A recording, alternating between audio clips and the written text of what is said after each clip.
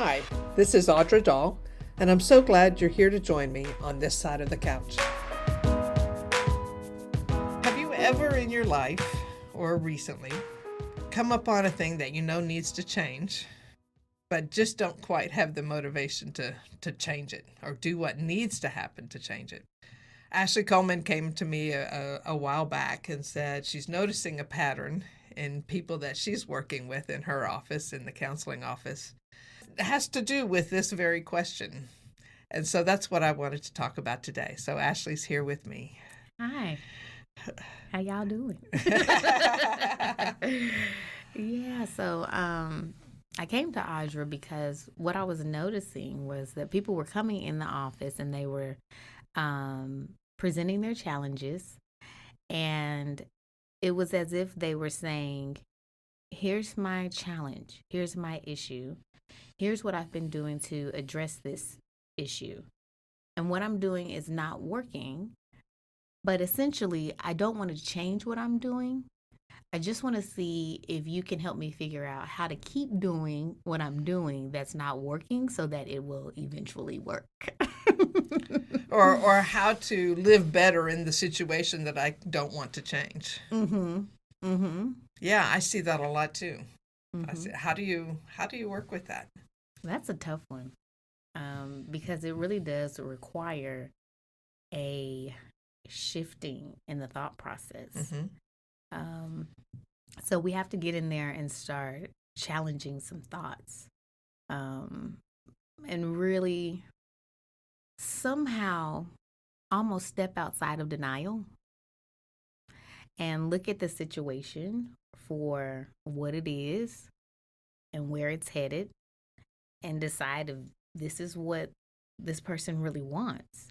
And then understand, okay, well, if what you're doing is not working, can we be open to trying something new and something different? And the way that this manifests, it looks different with different people. It also looks even different with couples. But when you come to counseling, that it's good to anticipate that some things may change. Yeah, and let's flesh out the denial part. So what are they denying in that? I think they're denying the true challenge, the true setback in the way that their approach to their situation is going. And I think what I mean by that is a person can be in a situation and doing things that aren't effective. But because it's a habit, because it's everyday life, they aren't aware of just how harmful or unhealthy or unhelpful their behaviors are. And so there's a space in which we have to learn to step out of our situation and observe it so that we can really see what's going on and really gain more self-awareness, and see how our behavior is negatively impacting a situation. Yeah, so what comes to mind with that is, I wish I could remember who came up with it, but I just remember the phrase, the impartial spectator. And I know it was talked about in the book Brain Lock by Dr. Schwartz on OCD. And you might hear a little background noise going on because guys are working hard outside of this little office. So, Yes. But the impartial spectator is that thing inside of us. Sometimes I think it's just the Holy Spirit straight up talking. Yes. But it is that ability to be able to step back and look at a situation more impartially and objectively. Yes. And what is happening here? What can be done here? What is my contribution to it? And so that's kind of also what I wonder about the denial is, are people in denial not just of what is the actual situation, But are they in denial of how much control I have in this situation or how much influence I have in this situation to actually change it? Because then, guess what? I have to take responsibility. Absolutely. That's it. And that's the rub, because once you realize that, then you're on the hook. Exactly. And it's so much easier to have that external focus and blame others or blame situations, rather to dig deep and look inside and say, how am I contributing to this? What part am I playing in this that's keeping me stuck? Yeah. Yeah. Then that means then I have to change what I'm doing. Yes. And that's hard because what we see every day, and I think it's pretty normal for us as humans. It's not fun to sit in the uncomfortable emotions, right? In those spaces where we're feeling more vulnerable, we're feeling maybe we're not adding up in a particular way, or we're falling short, or we're feeling inadequate. And so depending on how I might process that situation, I might avoid going within, just sitting with me and digging deep to see how I could grow, right, and approach something more healthily. Yeah, I think Viktor Frankl also has one of my favorite quotes. And if you remember, he is an existentialist that came out of Europe shortly after World War II, which is when existentialism came up in general. It came up independently with people, but all at the same time, which to me, that's a God thing. I don't know about you. But it was also very much in response to World War II and the Holocaust and the atrocities that happened. And Viktor Frankl lost all of his family in the concentration camp. And if I remember right, his hiding place as the boy in those camps was literally in the latrine, right?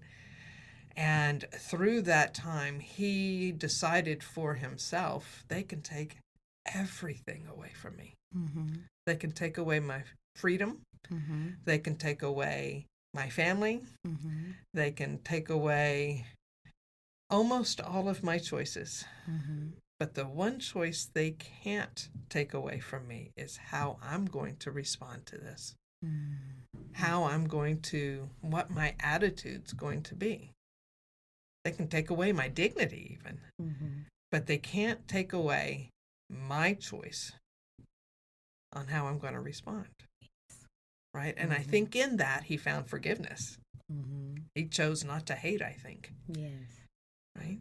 And I think that's where people need to come to often in counseling, is even if it's a situation that you can't change it directly, then there's still one thing that we have to change. And that's how we're responding to it. And how can we improve that situation, maybe even by how we're responding to it? Absolutely. And I think that's where the struggle lies for a lot of people, because like we like to say, life gets to lifing, and we go through transitions and different seasons of life.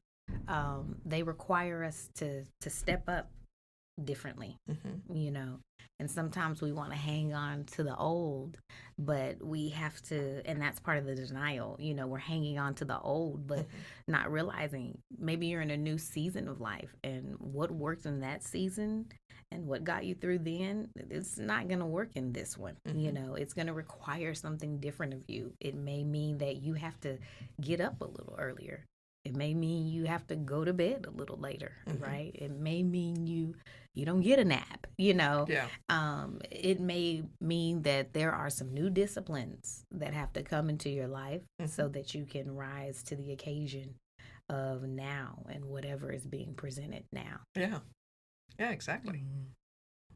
We can always change what's within us. And identifying those lies, identifying the self-talk that's detrimental to us. I'm working to lose weight right now, and a book that I'm going through made such a simple comment that just has stuck with me. Mm-hmm. Nobody's hated themselves thin. That's a good one. And I'm not saying I hate myself, because I sure don't. Absolutely not. But anytime you're berating yourself Mm-hmm. for anything, Mm-hmm. you're not being kind. Mm-hmm. And that's never going to promote the behavior you want. For sure. Mm-hmm. Right? Mm-hmm. It's through love that it Mm-hmm. works. Mm-hmm. Love of yourself, love of others. Mm-hmm. So when it. people come to you, they feel powerless in their situation. Mm-hmm. And want to just figure out how to live better in it. Mm-hmm. How do you start that conversation with them? I think it varies depending on the person. Mm-hmm. I think we see, as counselors, a range of personality types. And there are some people who are more receptive, to hearing that, okay, this might mean some adjusting on your part, For other people, it may look like a series of questions. I'm kind of laughing. I'm thinking about how we always see a psychologist saying, well, how's that working for you? Right?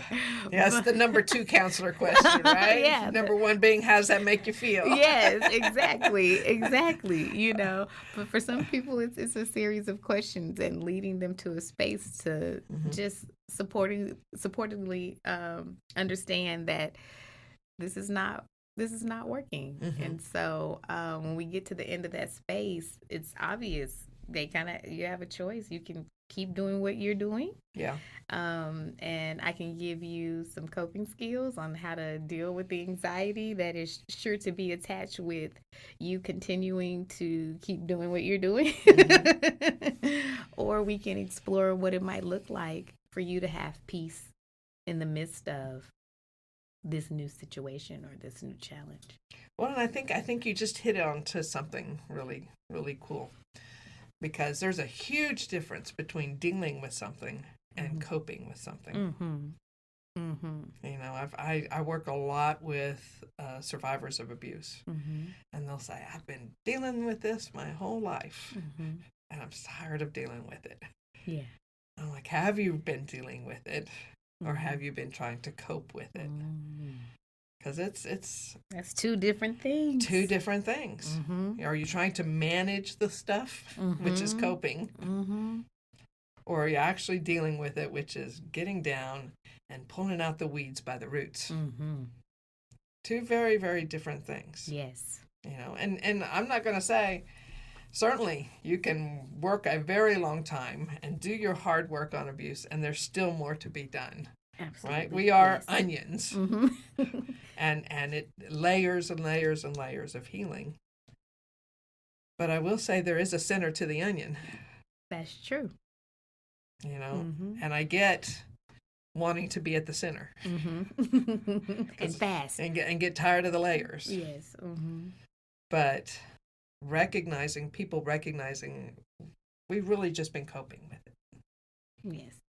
Let's learn to deal with it and do something about it. That's a different thing.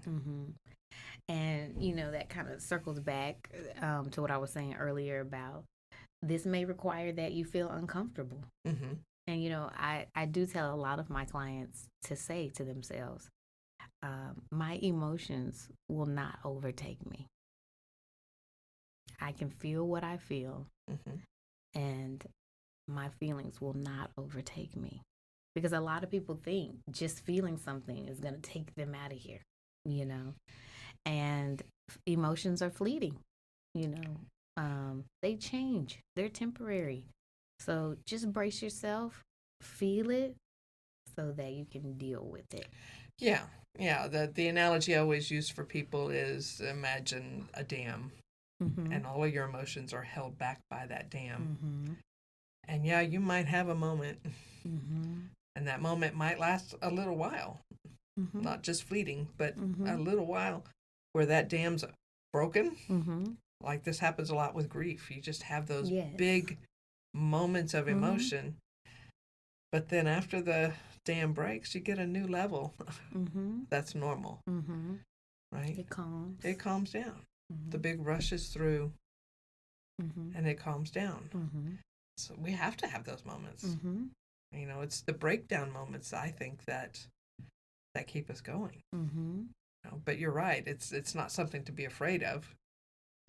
It is normal. Mm-hmm. It is God-given. Yes. God designed. Yes.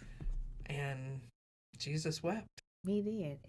He is a beautiful example of the many emotions we're going to experience in life. He wept. He was sweating blood. Mm-hmm. He was joyous. He was laughed. joyous. Yes. Yeah. All the things. I think He was angry. Yes. Felt all the feels when the cute Uh-huh. little children were around, you Yeah. know, all the things, you know. And I think that's something for a lot of people, just learning just how natural emotions are. Mm-hmm. People grow up in different environments where emotions are pushed away or shunned or ignored, you Mm-hmm. know, and so they don't know how to access how they feel. They don't know how to understand how not dealing with their emotions is crippling them in any given situation. And it makes it harder for them to gain new or fresh perspective on a situation simply because they don't even know how they feel about it. Yeah. Or how to express it in a healthy way. Mm-hmm. But that's a whole nother podcast. It is. One I'd love to have. Yes. So helping people see, A, that there's a big difference between coping and dealing Mm-hmm. with an issue, and B, what their abilities, capabilities, Mm-hmm. power, Mm-hmm. and even healthy control in a situation really is Yes. to enact change. Yes. Yes. I don't know where it's found, but one of my new favorite scriptures, I just repeated to myself. I think, I'm not even going to say who was saying what, but it was, the Lord is standing beside me, giving me strength. Oh, That's just such an amazing visual for me, that as I think about dealing with anything, thinking about God standing beside me, giving me strength, and realizing that when it's time for me to make a change, I don't have to do it in my strength. That's the other thing that's exhausting about change, is if you're looking at it in a way that you have to do it all, mm-hmm. then you should be tired. You should be feeling defeated. Right? You should be feeling like I'm stuck in a maze. Because it's too much. It's too much. It's too much. It's too much. So I would add to that too. Understand that you have a source that you're connected to that empowers you to grow, that desires to see you change and be more healthy, that that's available to you. In fact, it's standing right beside you. Holding you by your right hand. Yes. In Psalm somewhere says that. Yes. Yeah. All right. Well, that's a good place to end, I think, for today. Okay. Thank you for doing this. Thank you for having me.